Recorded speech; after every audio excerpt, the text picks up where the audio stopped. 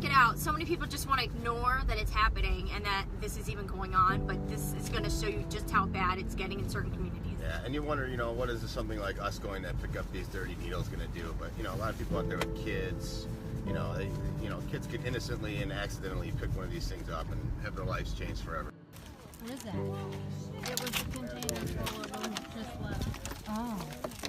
This garage unsecured because it was stuck up, and over the weekend a girl died in it.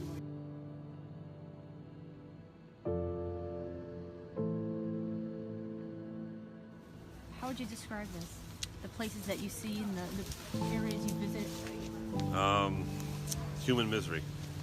I can't think of another way to put it. How long have you been doing this? Since April.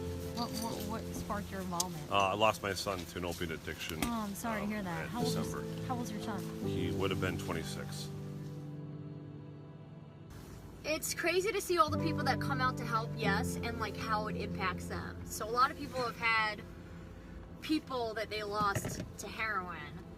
And actually today, that gentleman Tony is the second parent I met who had a child that was prescribed drugs for a sports injury in school, and that was their gateway to heroin. Can you imagine being a parent, having an athlete as a child, and they get an injury, they get prescribed drugs, and that's it. That's the beginning of their spiral.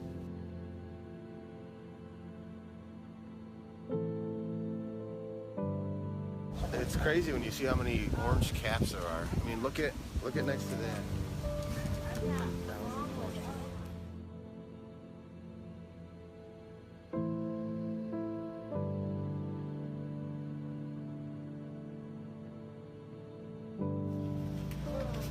We go out and we drive up and down streets and look for abandoned properties, and when we find them, Donnie, normally it's 3 people doing recon, but we did it this morning, so he gets out and he checks the property to make sure it's secured or not secured, if there's needles and stuff outside of it. So we found quite a few today. So That have been basically broken into, or yes, yeah. Okay. And that happens so often, especially around this time. It starts getting cold out. You don't want to sleep outside in this weather. You'll do anything you need to find a place to go to. Be careful. You want help getting in? Maybe Okay. someone hold the bucket for her, and then I'll grab the bag. Well, I was just going to show you. You can see all the blood in there and everything. Oh yeah. I'll just grab the bag.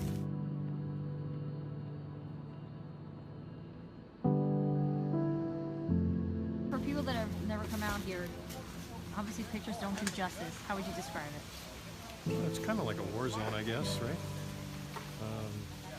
It's a pandemic. It's not an epidemic anymore. So yeah, the woman that I spoke to, she basically started getting involved because she lost her daughter to the drug epidemic, and so she started getting involved. And not only does she come, but her granddaughter comes. So this woman who's passed away now, she died. She used to bring her own daughter to these areas to get drugs, and the girl was telling me she used to come down here when she was 14. Yeah.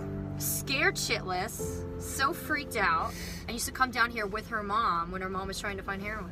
And now she's here. Now she's here cleaning it up. The areas we go to they're called like open shooting galleries, because you can often come across people just shooting up during, out in the open, and it's just because it's just that bad. They don't even. It doesn't matter. So many of these needles, ladies and gentlemen, are outside. That's what really got me the most. We went into these houses. These houses don't even have that many needles. The needles are literally outside. So these people, aren't even trying to hide their addiction. They anywhere and everywhere. Like, it's an epidemic, but you don't really know how bad it is until you come down here and you really see it for yourself. Like, I never knew it was this bad. But it's a lot. If you're not the kind of person that can handle it, it's a lot. What's your connection? What made you start doing this? Well, I have a couple family members that have passed away from ODing and everything, and a couple friends.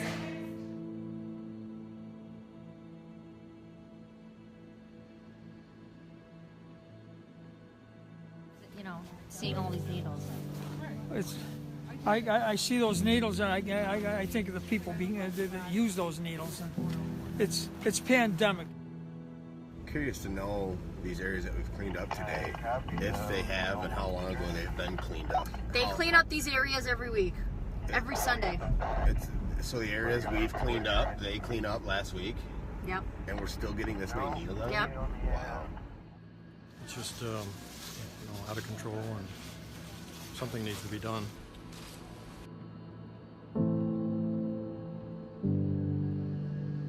See a whole different side of the city that I live in that I never really get to see. And you take everything, you're looking at the fall of Rome. It's crazy to me that I can watch a team of, 30 of us out there skim a lot, and I'll come up on the rear and find leftovers. Yeah. 30 They're people everywhere. in a city lot. You're talking, These lots aren't even that big. they're not big, and you can watch a whole group skim the lot and come back and still find needles.